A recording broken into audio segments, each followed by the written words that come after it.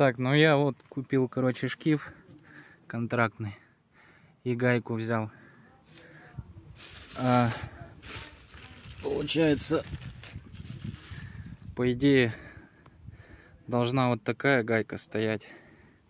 Вот с такой шайбой. А у меня вообще стояла хер знает с чего даже. И болт был длиннее.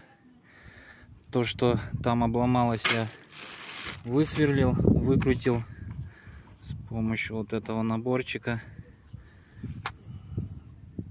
Так, шкив уже затянул, точнее гайку затянул с помощью вот такой приблуды. Мини-выдерга.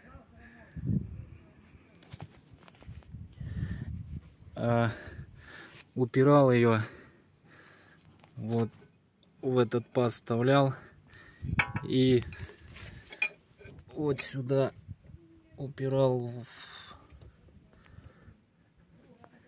и так затягивал, короче. Раскручивал,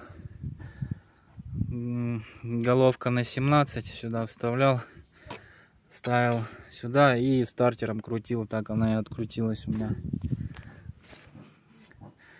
Все, сейчас осталось ремни все одеть, и можно будет запускать двигатель.